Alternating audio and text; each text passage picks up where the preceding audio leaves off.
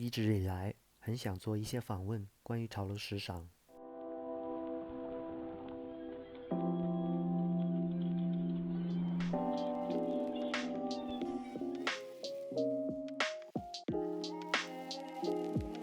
Maria, thank you for today. Really good to have you with us. If you can let us know a little bit of yourself, to introduce yourself, and also let us know about your business currently. Thank you so much for having me, and for allowing me to have this opportunity to introduce a bit more about myself. I have been in the industry of luxury and premium fashion for the past 20 years.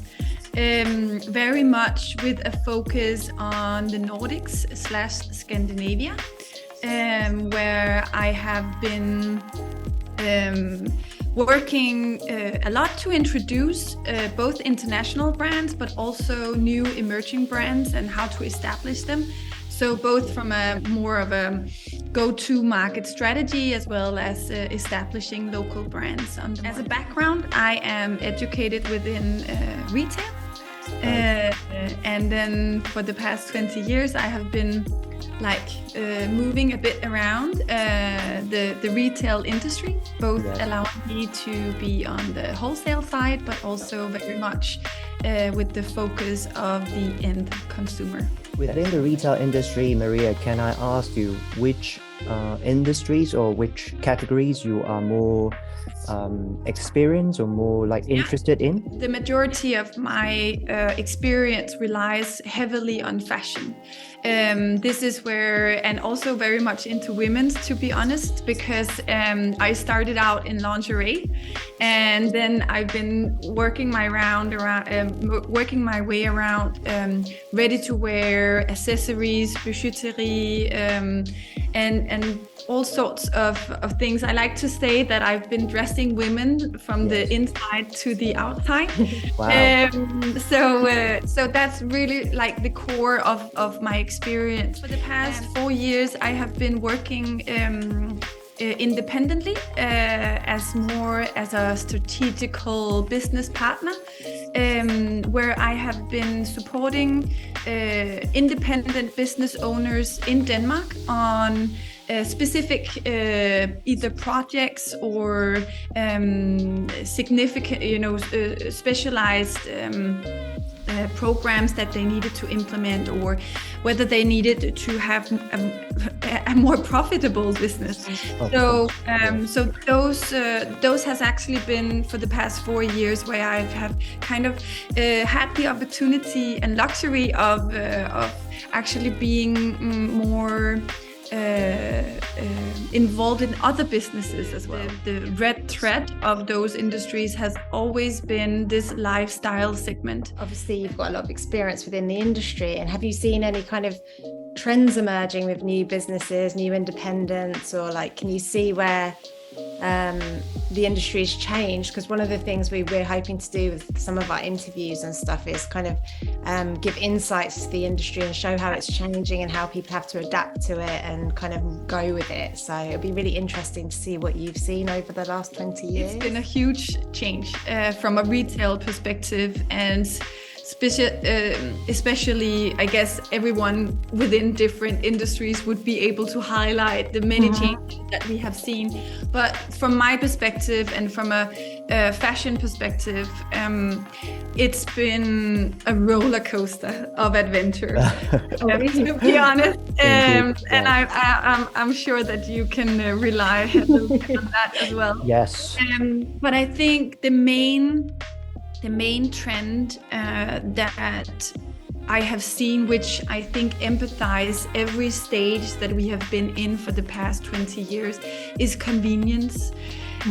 This thing about making sure that you provide, that your center of attention is your end consumer. And if you make it convenient to your consumer, then I think you're pretty good to go.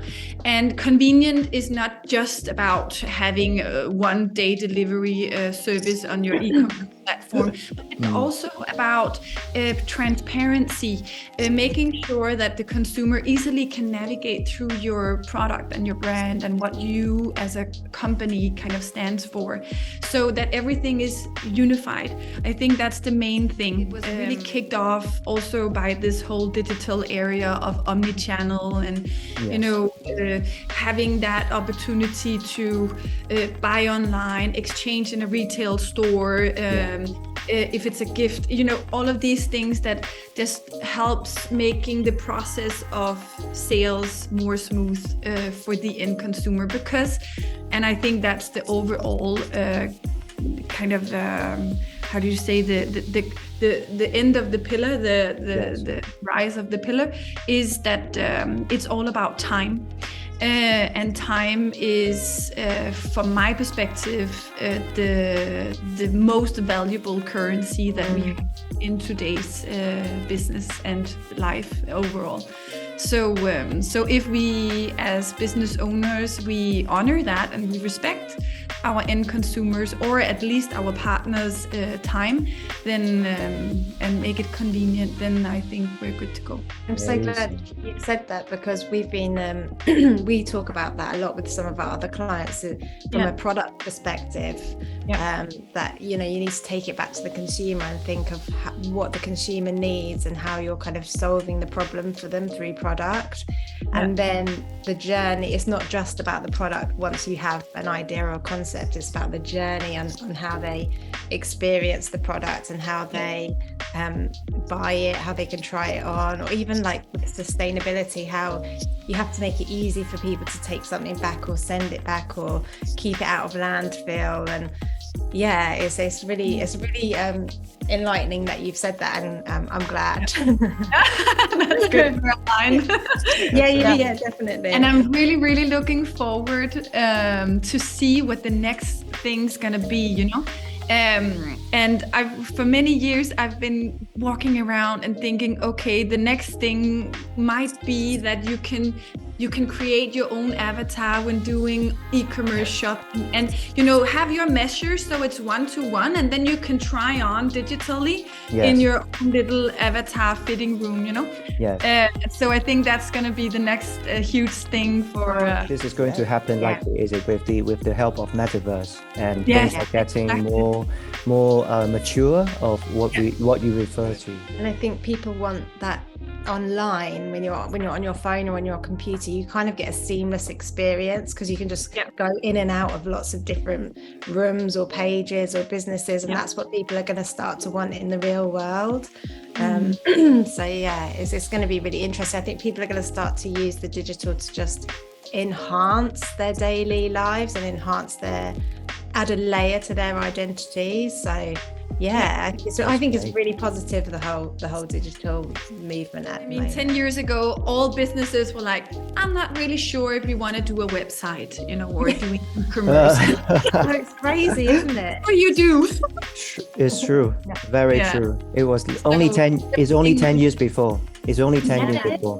It's not more than that, and it seems like that is just impressive how fast it evolves and how fast compared to the previous 10 years and how things it is. It's just like the pace keeps increasing. So it's going to be very good. But I also like from a sustainability point of view, I think it would be an amazing thing to be able to create your avatar 1-to-1 on your body type and measurement, because it would also decrease return rates and the emissions that we have from returns and all of these kind of things. And so I really think that level will again be convenient, less time consuming, and in the end even more sustainable than what we're doing now and today. So I'm great.